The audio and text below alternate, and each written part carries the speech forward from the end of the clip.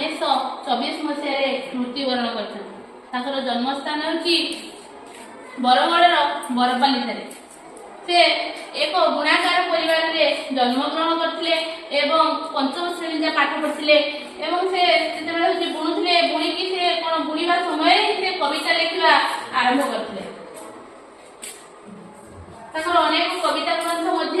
प्रणय वल्लरी एवं तपस्विनी सब प्रसिद्ध। मंगले महिला उषा तपस्विनी काव्यर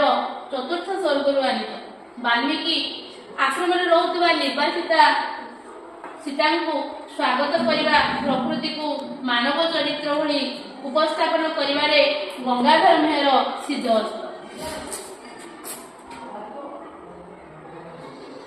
अच्छी काव्य प्रतिभा देखा गंगाधर मेहर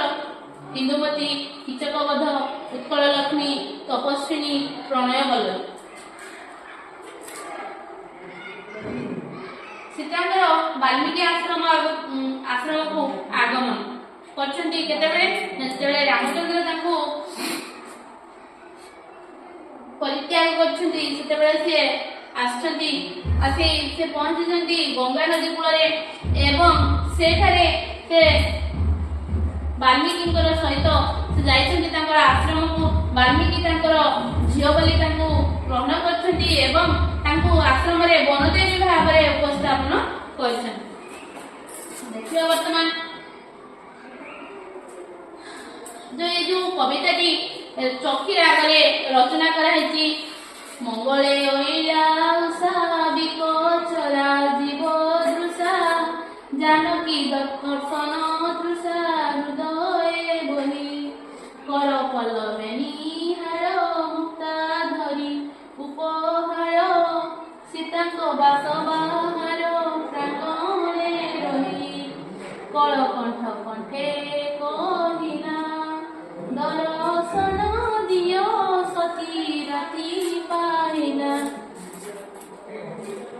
देखिए गले मंगले ओइला उषा कविताटी उषा किए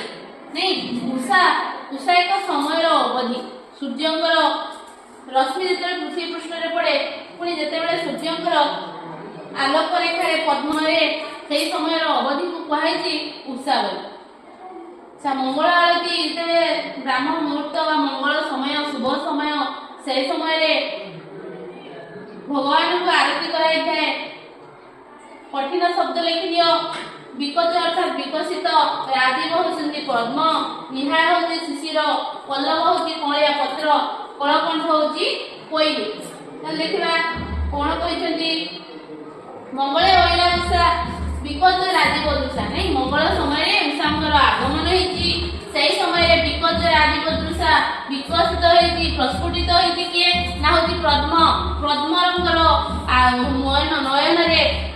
जानकी दर्शन तृषा हृदय बही उषा कौन कर जानकी को दर्शन करने सीता देवी को दर्शन करने निमित्त हृदय इच्छा जागृत होती कर पल्लवे निहार मुक्ताधरी उपहार उषा जेहेतु ये गंगाधर मेहर प्रकृति को जीवंत रूप में वर्णना कर उषा होती समय अवधि हेले से आसुँच सीता को दर्शन निमित्त आउ कौन ना होती हाथ साजिंट कर पल्लवे निहार कर अर्थ होती हाथ पल्लव होती कलिया पत्र रूपक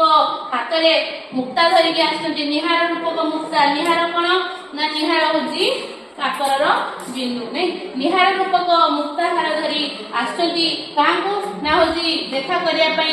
ना जानकी को सीता बास बाहर प्रांगण रही सीता जो बास करते जो आश्रम कुटीर से प्रांगण रही से कहते कलकंठे कंठ कहले कलकंठ कंठे कहले कोई कंठे कहते दर्शन दियो सती राति पाइला नहीं हे सीता हे देवी सीता नहीं तमें आस दर्शन दियो। कविंकर लेखनी रे उषा प्रकृति राणी एथरा हमें शिखिले प्रकृति राणी उषा मानवीय गुण धारण करी निर्वासिता सीता को दर्शन करने वाल्मीकि आश्रम को आगमन कर